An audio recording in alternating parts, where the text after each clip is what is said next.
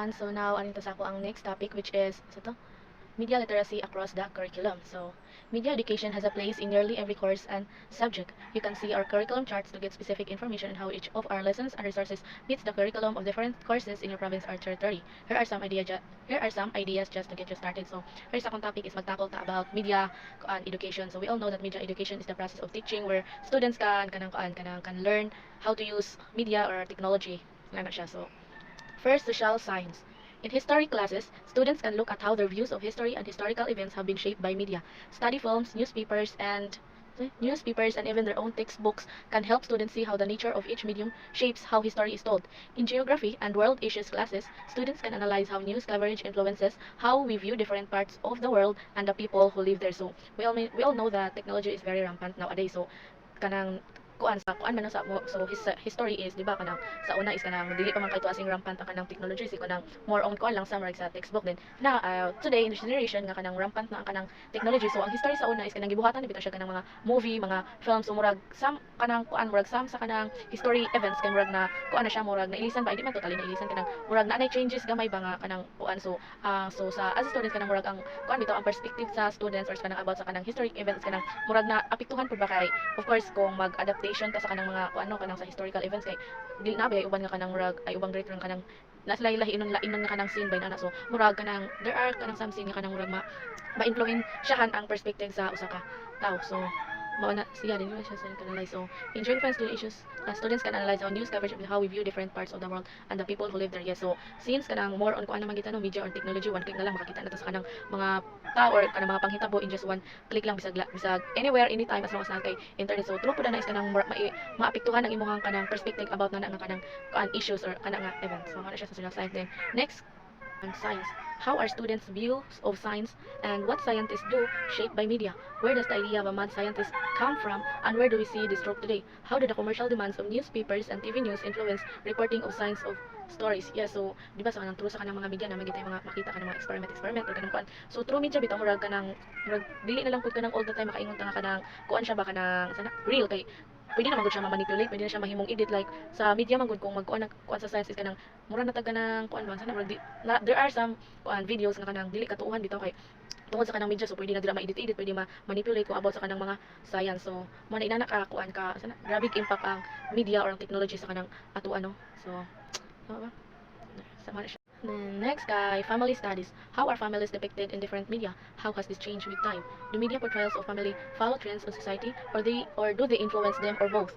What do various media products popular with youth say about gender roles, and how do youth interpret these messages? So how are depicted in different media? So kung ano sa kanang sa media or sa kanang mga social media, binatag sa Facebook na makita dira nga mga family nga happy kaayo sila, mga inana. Then wata kay ba kung kuan ba kung tinuod ba gid nga happy sila or just for content lang kay namo gyud uban nga kanang family is kanang gamito na lang bitaw ang ilahang anak for content ba inanak nga kanang murag magpa-happy sila pero tinuod is kanang dili. So how social time how trends or request them what the verse video. So ana po sa kanang media kay kanang so then what do various media products for really say about you know, how do you interpret this? So kana dira sa media is kanang naa namang guna kita nato sa kanang mga media no nga kanang about sa kanang gender roles lang pud is kanang dili lang ang kanang babae mo kanang magsulot-sulot ng mga crop tops ana kanang murag ko ana pud ba kanang hasta na pud ang mga lalaki din sa kanang sa una kay mas oppressed man ang mga women sa kanang men. So through sa kanang media bitaw is kanang murag na siya kanang there are some kanang changes na siya nga murag makaingon ta nga kanang dili lang kay ang men is kanang kaya na dili lang kay ang men nga kanang sila ray makabuhat ana of course kanang kita pud kanang murag through sa media ba murag na impluwensyahan na pud ang kanang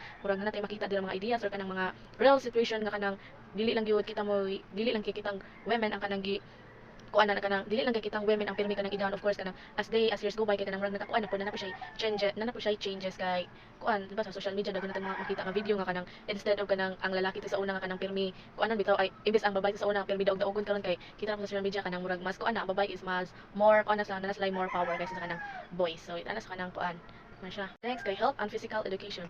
What influence does media consumption have on what we eat? So bitaw no kay di ba kung makakita media no makita din tag mga tao dirang nagkaon-kaon og dirang lami kay mura pud bayat kanang masuya so mura tag ma-influensyan ba bisag kuanta bisag watay kwarta lapalit lang kita kay para ma-satisfy ang ato ang cravings. Then how does it affect our decisions about smoking, drinking and drug use? So through sa social media di ba kay makita maguna dira kung unsay epekto sa kanang kuan sa mga sa smoking, sa kanang drinking dira makita man to sa mga media unsay mga bad effect ana. So kuan pud na kanang mura siya sa media is mura siya kanang bridge nga kanang pang open eyes ato nga we should not kanang take smoking inana. So inana ka powerful ang kanang media no. Then, what kinds of relationships do we see modeled in media products popular with youth, and what messages do youth take from them? So bitano kanang na so sa mga advertisement tama gina ipakita kana about kanang mga youth kanang sana lang sila may kanang pag-asa kuno inana, then how kanang youth should kanang muak bitaw para for betterment sa pusa. Then next usa to dayon kay how do digital media such as cell phones and the internet affect our relationship with others, and how can we maintain healthy relationships using this media? Bitaw sa kanang kuan sa karon nga kanang mas rampant ang kanang mga cellphone no is kanang mura na tag kanang kuan ay like for example kanang sa mo ka family instead of kanang mag-ipon or mag-istorya-istoryahan na lang bitaw mo ang inyong attention is naana na lang sa phone, so mura siya kanang maka kuan mo siya makaguba sa inyong relationship sa inyong family. So ang media is dili lang gyud siya sa asang ang media is dili lang gyud siya as in kanang advantage na apod siya disadvantage kay like sa pares gituon ba kanang connected but alone, so mura siya ginaana nga kanang bisag duol ra mo kanang kuan ra mo ba kanang tapad ra mo pero mura din ninyo ma-feel ang kanang presence sa usag-usa kay kanang kuan man busy man mo sa kanang inyong mga cellphone ang inyong attention imbes sa kanang nga tao or kanang nga person ang inyong kanang inyong attention ihatag niya is dila na lang sa phone, so mura na siya kanang kuan nahimo siyang kanang sana barrier sa inyo nga instead of mag-talk mo siyang distraction ang phone, so ina na siya ka kung ano others using this media. So health and physical kuan sa kuan po sa media dala sa atong health is bad na po siya bad effects sa ato kanang iyang radiation, then kanang true pud ana is kanang matapulan magunta kung naana tay kung naana ang media dili na ta kanang mag kuan mag exercise kay magsige na tag Facebook ana maghapon, so mo na siya. So kay next kay music. How did the commercial pressures of the music industry affect the creation of music? Butano unsa man kanang kuan. Then how are things like gender, class, relationships, or alcohol and drug use depicted in music and music videos? Bitaw na sa kanang karon nga media about sa kanang ay karon nga kanang kuan ang music kay lahi ra gid siya sa una, like di ba sa una kay more on kuan ra man gito siya kanang murag dili siya kanang di ba kay kanang okay siya ba kanang wala kay siya kanang mga bad or kanang murag pure bitaw ang kanang mga message sa kanang mga song.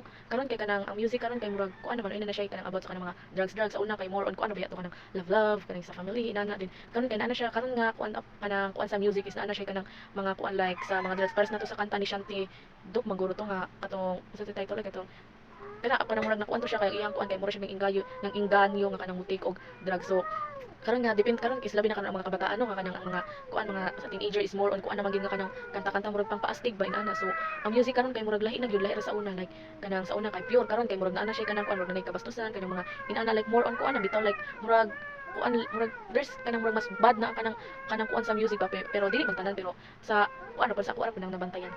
Then how are musicians portrayed in media, and how does that influence how youth see them? Yeah, so karon mga bago nga kanang mga sana mga musicians or kanang mga rockstar kanang mga mga band nga na kay kuan ra kanang lahi ra gid sila like kanang ilahang the way sila mo create sa kanang music is kanang more on bad boy ang datingan bitaw or kanang more on bad kanang kuan ba pero dili sa una kanang mga formal lang kanang mga kuan karon kay lahi na jud kanang mga style sa kanang sa ang mga kuan ron sa music. Next, Kylo. How do media products popular with youth portray crime and the criminal justice system? How are these portrayals influenced by the values or assumptions of media creators by commercials, considerations, or by the influence of different genres, cop shows, action games, etc.?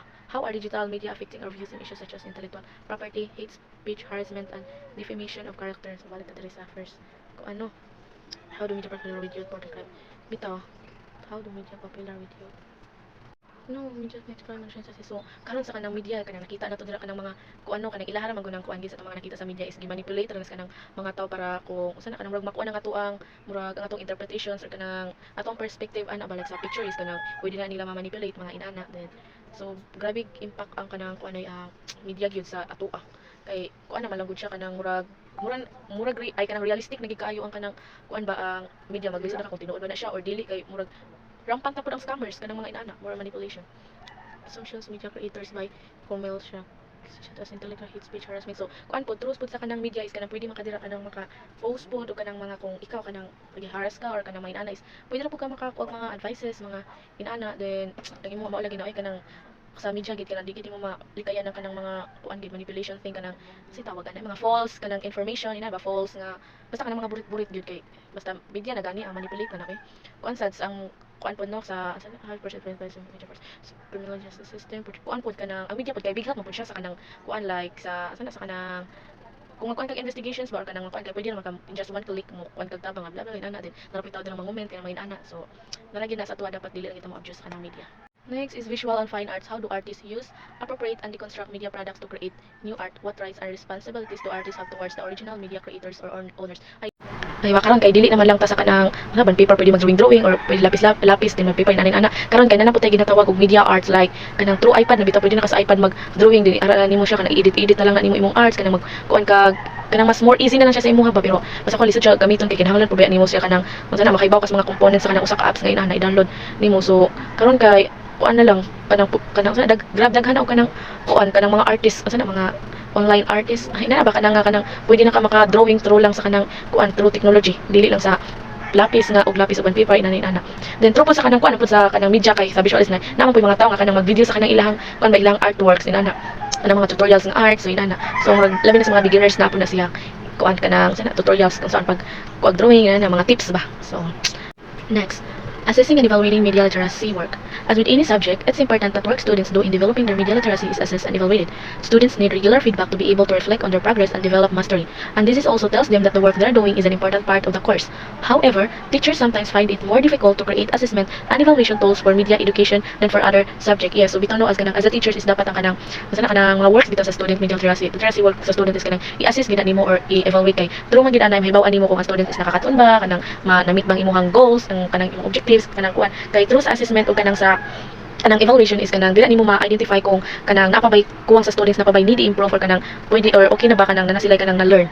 Yeah, so kuan pod importante pod na kanang napo kay feedback nga ihatag sa students kay through man gid ana is maka-reflect sila kung asay kanang ilahang sayop kanang asay mas need nilang i-improve. So kuan kanang mura pug kanang through man gud ana nga feedback is kanang mura pug ma-boost ang confidence sa usa ka bata. Then kuan pod sana teachers sometimes find it more difficult to difficult to pick tools for media education than for other subject. Yes, kuan po na nakaapan lang po na sa media no kanang lisod gisad po siya magbuhat ko assessment or through online lang kay pwede mo gyapon siya ma-manipulate sa mga students kanang dili nimo mahibaw ay kanang dili gini mo makuan bang kanang iyahagi ng answer kay pwede mo sila makapang cheat. So kana pod is kanang disadvantage po siya no kung magkuan tag media. So there are two important steps to creating objective, comprehensive and meaningful assessment and evaluation tools for media literacy work. The first is to use an evaluation tool such as a rubric that allows you to assess work in more than one way that makes expectations clear to students. Yes, so kanang kuan ikaw as a teacher kung magpabuhat ng mga artwork is dapat na kay kanang mga kuan rubrics or criteria para nahibaw sila kung unsay kanang need nilang kanang i-improve kung asay mas fokusan nila kanang example sa kuan ba example magpabuhat ka kanang poster media ay sana infographic picture ba inana din butang nimo dira creativity 50%, content 50%. So example na imo siyang kanang kuanan kay true ana man gud kay mura na siya guide sa student kung asa siya mas mo-focus para dako siya kanang points. Then after sunod, the second one asa man day. Second is to frame the expectations within the rubric in terms of the key concepts of media literacy. In general, media literacy work can be evaluated in three ways. O kana so sa second frame expectations within the rubric in terms of key concept and media. So magkuan kag imong mga terms dira kanang kuan gid para ang imong expectation is mabit kung nagi kay kanang ihatag nga kanang mga guides sa kanang students. Next. Okay, in general, media literacy can be evaluated in three ways.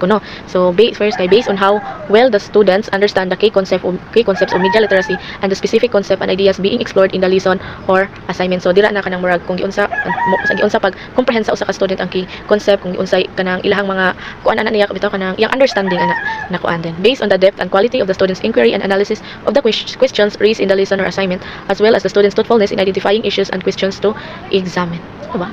Oh, so dira is kanang makakuha ng mga students kanang mga questions, mga kuan kung saon niya kung dira is kanang magdepende na sa student kung saan niya pag-handle kanang mangin-ana pag-identify sa mga issues kanang mangin-ana usa niya pag-examine din. Based on how well the students apply specific technical skills associated with either the medium being studied, movies, TVs, video games, etc. The medium used in the evaluation tool or both. Within each of those four areas, you can create expectations using questions based on the key concept. Yes, so true kung kuan kanang depende sa student kung saan niya pag-apply sa iyang media skills kanang kuan niya kung kanang baka na iya na nag-i-apply pakita na nila iyang best.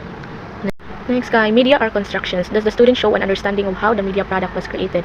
Few media products are made by a single author. What were the different contributions of different creators to the final product? Oh yes, like kung sana kanang nakaipakita ng videos kanang mga students nimo, so imo silang i-evaluate na kung kung abot ng video, imo silang kuan kung nakasabot ba jud sila kung kana. Then how well does the student analyze how the creator's belief or assumptions are reflected in the content? So tira is kanang giunsa pag-analyze sa student kung unsay kanang mga unsay nakita to nga video, unsay kanang iyang mga unsay yang analyzation ato sa iyang mga unsay yang opinion sinana kanang nagipakita to nga content. The next, audiences negotiate, meaning does the student show an understanding of this concept and what elements in a medium or a particular product would be relevant to it? Can the student identify the intended audience of a media product as well as which other possible audiences might view it different? So dira evaluate or assess nimo is mo ni kanang i-consider pud nimo niya kanang murag consider nimo ni kanang mga tips nga kanang na student ba is maka-understand ba, maka-identify ba ni siya kanang sa mga audience ani niya din kanang usa kay kanang kuan of view sa kanang mga students and about anang kuan. So of course as a teacher is daghan gyud consider but kung mag-assist ka or mag-evaluate ka sa usa ka student. Then media have commercial implications. Does the student show a knowledge and understanding of the commercial factors in influencing the creation of this media product? So evaluate kadira imo gina siyang kanang sana imong tan-awon kung ang students ba is kanang imong sana imong kuanon ba kung tanawon nimo kung ang student is naabay improvement nakakuan ba siya anak nakasabot ba siya anak nga kanang kuan nga imong gipakita dira.